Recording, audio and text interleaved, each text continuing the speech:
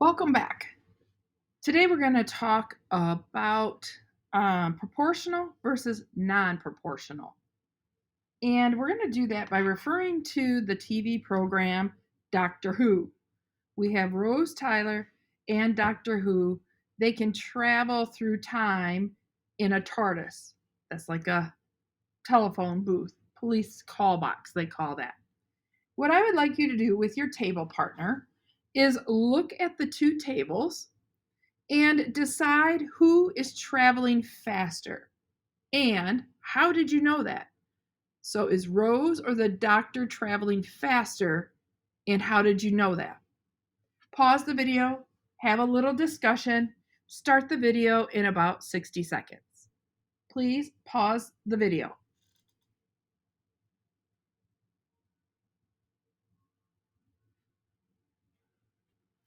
All right, thank you for pausing. So, who did you decide actually was moving faster?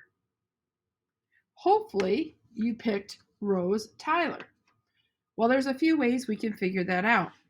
When I look at Rose Tyler, I can see after 1 second of traveling, she has gone 6 feet. After another second of traveling, she's gone another 6 feet. Add another second, she's gone 6 more feet. And again, 1 more second, and another 6 feet. From here to here is 6, here to here was 6, and so forth. All right, then when we look at the doctor, after 1 second of traveling, he was able to go 4 feet. Then he went another second, and he was able to go 4 more feet. And then another second, 4, and another second, 4 feet. So who was the fastest? She was the fastest, traveling at 6 feet per second. We could very easily calculate her speed or her rate of change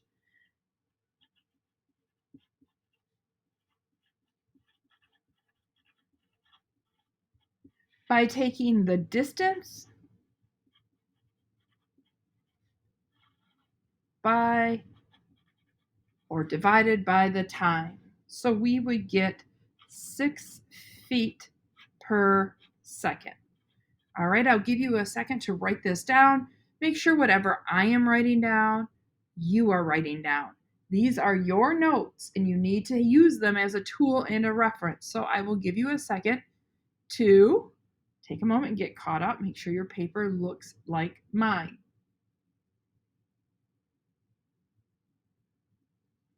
Okay. Another way we could have calculated Rose Taylor's speed is doing something you did last year. If we took 6 divided by 1, we would have gotten 6.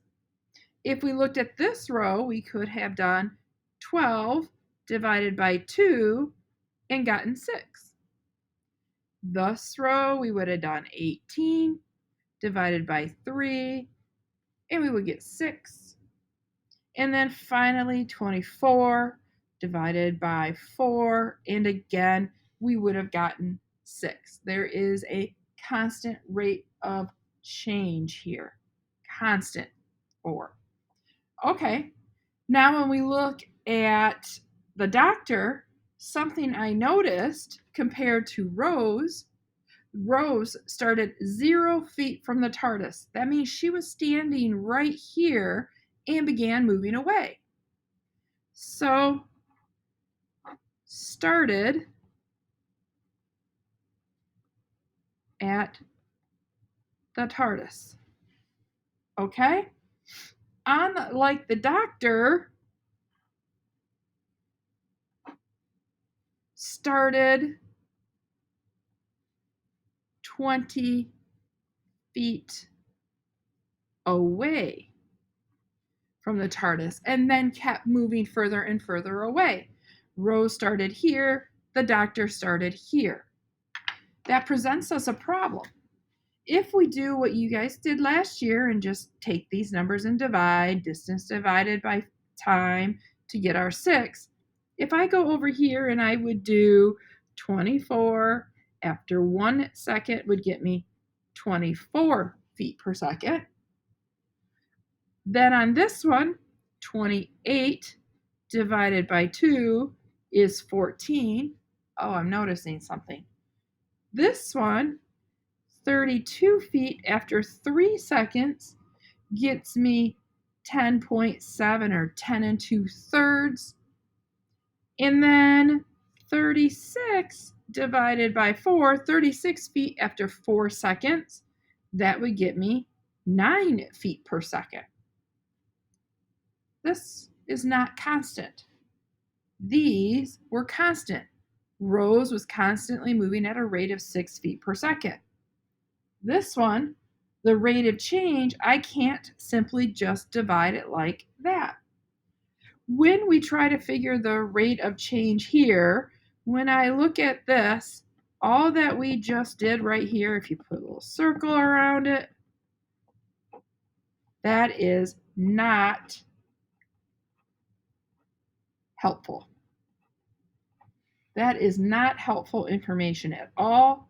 That does not tell me how fast he was going, because if I just glanced here, I would say, oh, 14 feet per second.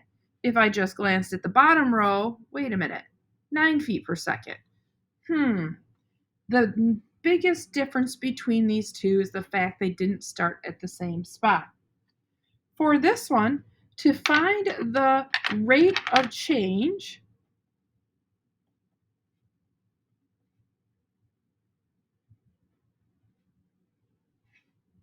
we need to look at the change in distance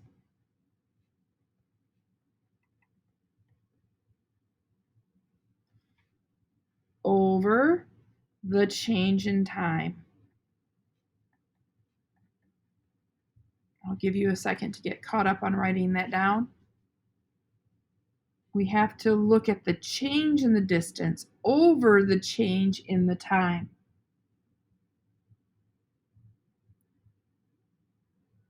When I look back at that table, I noticed in 1 second here, the doctor traveled 4. In 1 second of time, the doctor traveled 4. In 1 second, oops, I wrote 4. My goodness. And I did it here, talking and writing. Hope you can erase yours too. I apologize. Again, in 1 second of time, he was able to travel 4. In the next second of time, he was able to travel 4.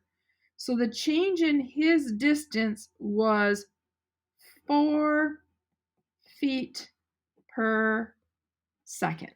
I cannot just directly look across. When you have someone not starting at 0, not starting right next to the TARDIS box, not starting right at the starting line, but getting a head start, something like that, this relationship is known as non-proportional. That means they are not starting at 0. They're getting a head start. They aren't starting right at the beginning. I'm going to stop this video. I'll leave it on the screen for a bit. Feel free to rewind it, ask a couple questions. Make sure your paper looks just like mine.